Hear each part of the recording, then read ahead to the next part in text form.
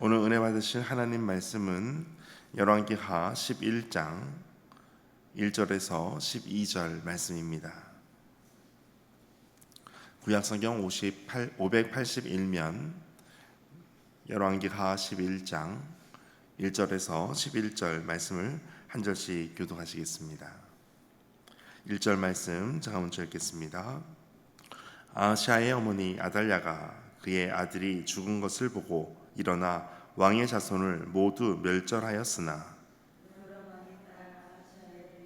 여호세바가 아하시아의 아들 요아스를 왕자들이 죽임을 당하는 중에서 빼내어 그의 이모를 침실에 숨겨 아달랴를 피하여 죽임을 당하지 아니하게 한지라. 요아스가 그와 함께 여호와의 성전에 6년을 숨어 있는 동안에 아달랴가 나라를 다스렸더라.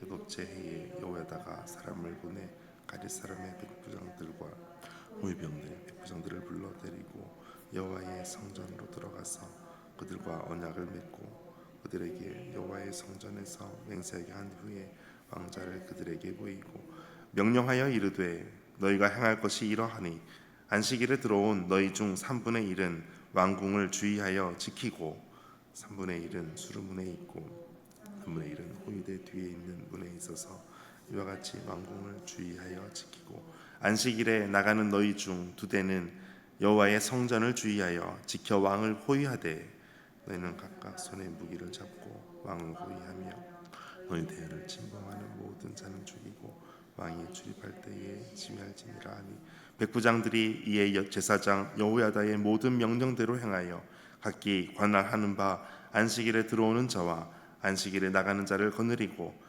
제사장 여호야다에게 나아오매 제사장이 여호와의 성전에 있는 다윗왕의 창과 방패를 백부장들에게 주니 함께 읽겠습니다.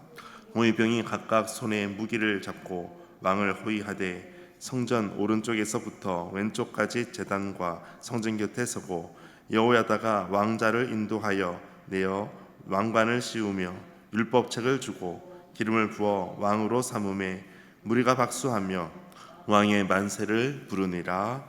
아멘. 주님의 말씀입니다.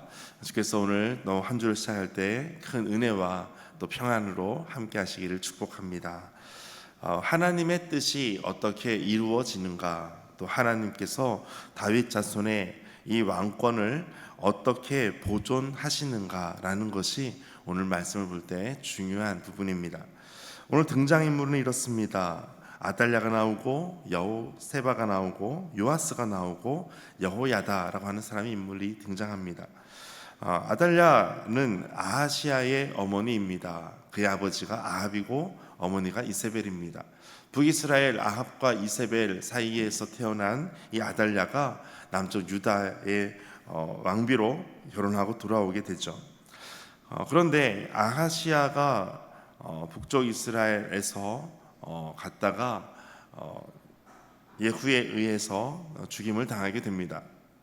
그리고 그의 어머니 아달랴는 아합의 딸 아달랴는 이 소식을 듣고 나서 왕의 자손들을 다 멸절하려고 합니다. 다 죽이게 됩니다. 그래서 1절 마지막에 보니까 왕의 자손을 모두 멸절하였다라고 되어 있습니다. 그런데 마지막에는 멸절하였으나 그러나라고 말씀하고 있습니다. 2절에 이렇게 말씀합니다. 2절 함께 읽겠습니다. 요람 왕의 딸 아하시아의 누이 여호세바가 아하시아의 아들 요아스를 왕자들이 죽임을 당하는 중에서 빼내어 그와 그의 유모를 침실에 숨겨 아달랴를 피하여 죽임을 당하지 아니하게 한지라. 아멘. 여호세바는 아하시아의 누이로 소개된 것을 보니까 그의 어머니가 아달랴입니다. 아달랴의 딸입니다. 자기 어머니가 왕실의 모든 자손들을 다 멸절하는 것을 볼 때 이 여호세바는 요아스 자신의 조카를 데리고 피난을 갑니다. 피신을 합니다. 죽임을 당하는 중에서 빼내어라고 하는 것은 빼냈다라는 것이 바로 피신을 시켰다라는 것입니다. 그래서 자신의 조카 요아스를 3절에 보니까 여호와의 성전에 6년 동안 숨어 있을 수 있도록 그렇게 지내게 합니다. 요아스는 다윗 가문의 아주 중요한 인물입니다. 왕족이 멸절이 된다라는 것은 왕자까지 생명을 담보할 수 없는 그런 상황 속에서 이렇게 위태로운 중에 이렇게 하나님께서 구하시는 것을 여호세바를 통하여 하시는 것을 볼 수가 있습니다. 어쩌면 아합 가문이 다윗 가문을 멸절하려고 하는 이 중대 위기 상황에서 하나님은 여호세바를 통해서 요아스라고 하는 갓 태어난 아기를 피신하게 하는 일을 하나님께서 하시게 됩니다. 왕자의 생명을 구하는 것은 자신의 생명을 담보해야 되는 것입니다. 자신의 목숨 걸고 조카를 구해야만 했습니다. 이것이 하나님의 뜻을 이루는, 하나님께서 다윗 왕손을 계속해서 보호하시는 방법이 되었습니다. 이렇게 이제 시간이 6년이 지납니다. 4절에 보니까 일곱째 해에라고 되어 있습니다. 일곱째라는 것은 아달랴가 왕권을 위해서 왕의 자손을 모두 다 멸절하는 그때로부터 요아스가 태어난 지 이제 일곱째 해가 되는 그때에 여호야다라고 하는 제사장이 사람을 보냅니다. 가리 사람의 백부장들과 호위병의 백부장들을 부릅니다. 여기에서 가리 사람이라고 하는 사람들은 소개를 보니까 소아시아 카리아 지역 출신의 이방인 용병으로 소개가 되어 있습니다. 이 가리 사람은 언제부터 이 왕실을 지키는 사람이 되었는가 봤더니 사무엘하 20장 23절에 보니까 다윗 왕 때부터 왕실을 호위하던 용병들이 바로 가리 사람이었습니다. 그럼 왜 이방인들로 하여금 왕실을, 여호와의 성전을 지키는 그런 사람들로 세웠을까? 보니까 설명을 찾아보니까 이렇습니다. 만약 어떤 반역이 일어나거나 뭔가 정치적인 위험이 있을 때 정치적인 위협에 휘말리지 않는 사람들로 가리 사람을 세워주셨다라는 겁니다. 그래서 다윗 왕 때부터 왕실을 호위하던 백성, 호위하던 용병들이 바로 가리 사람입니다. 그 백부장들을 부르고 호위병의 백부장을 부릅니다. 그리고 그들과 약속을 합니다. 언약을 맺고 맹세를 합니다. 그리고 보여주는 사람이 있었는데 바로 7살이 된 요아스였습니다. 요아스를 보여줍니다. 그리고 이가 바로 다윗의 혈통으로 나오는, 하나님께서 다윗 가문으로 보존시키시는 바로 그 인물이다라는 것을 알려줍니다. 그리고 주도 면밀하게 이 여호야다는 백부장들을 통해서 지시를 하게 됩니다.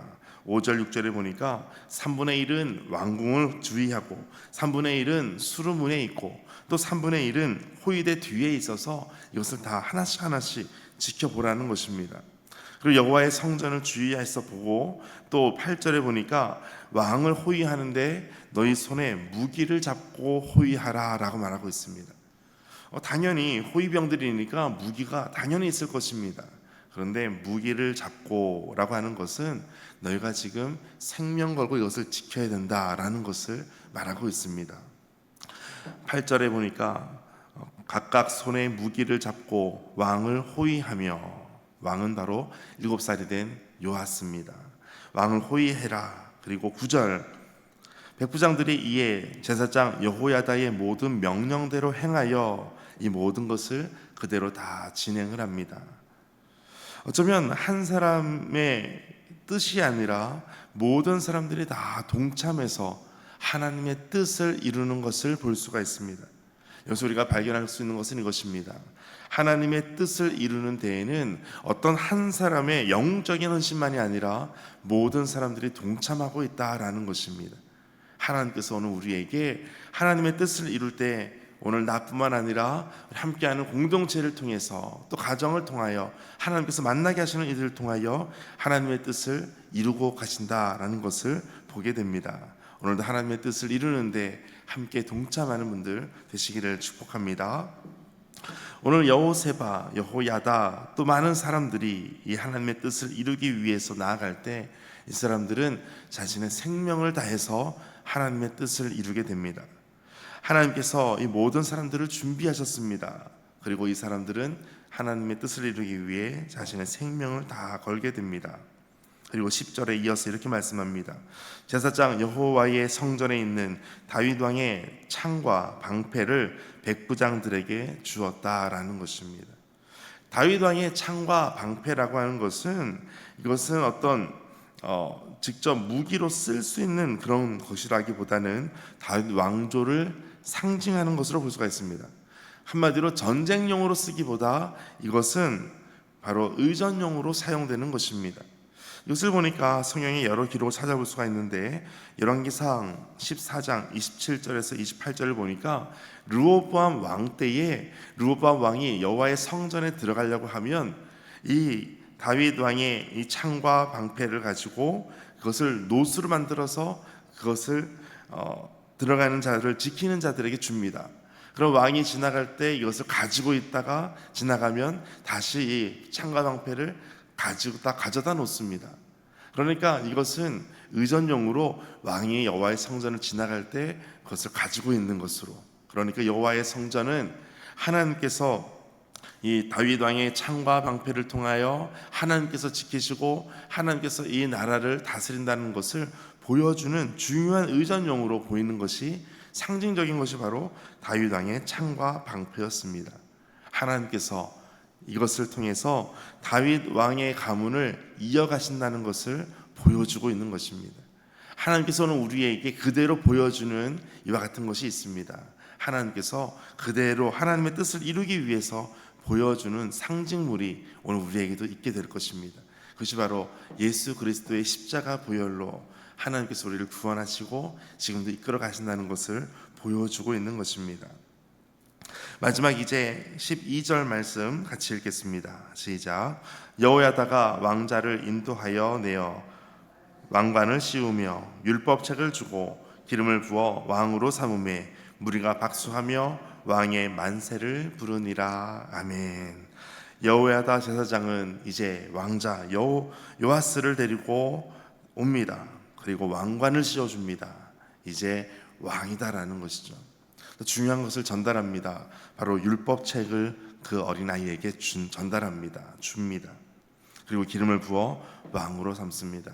모든 사람들이 박수하고 왕의 만세를 부르게 됩니다. 특별히 율법책을 주었다라는 것은 하나님의 말씀에 이제는 순종하는 나라, 또 하나님의 말씀대로 통치해야 됨을 의미하는 것입니다. 오늘 우리에게도 말씀을 주십니다. 그것은 하나님의 말씀대로 순종하고 하나님의 말씀을 이루는, 하나님의 뜻을 이루는 그러한 삶으로 우리를 불러주셨기 때문입니다. 오늘 우리가 하나님의 통로가 되고 또 하나님께서 쓰시는 귀한 뜻을 이루는 통로가 되고 또 복음의 통로로서, 하나님의 복의 통로로서 오늘도 사용되게 되시기를 주의 이름으로 축복합니다. 함께 기도하겠습니다. 말씀을 따라 행하는 한 사람을 사용하셔서 선하신 뜻을 이루시는 하나님께 우리의 삶을 드립니다. 하나님의 뜻을 생명보다 귀히 여기고 말씀을 지켜내는데 온 힘을 쏟게 하여 주옵소서. 거룩하게 구별된 지체들과 마음을 합하여 하나님의 나라를 든든히 이루어 가게 하여 주옵소서. 모든 말씀 예수님의 이름으로 기도하옵나이다. 아멘. 이 말씀 가지고 함께 기도하겠습니다. 하나님, 오늘도 우리가 하나님의 뜻을 이루는 데에 하나님의 말씀을 이루는 통로가 되게 하시고 하나님께 쓰임받는 이들이 되게 하여 주옵소서. 복음의 통로로, 복의 통로로 우리를 사용하여 주옵소서. 함께 기도하겠습니다. 하나님 아버지 감사합니다.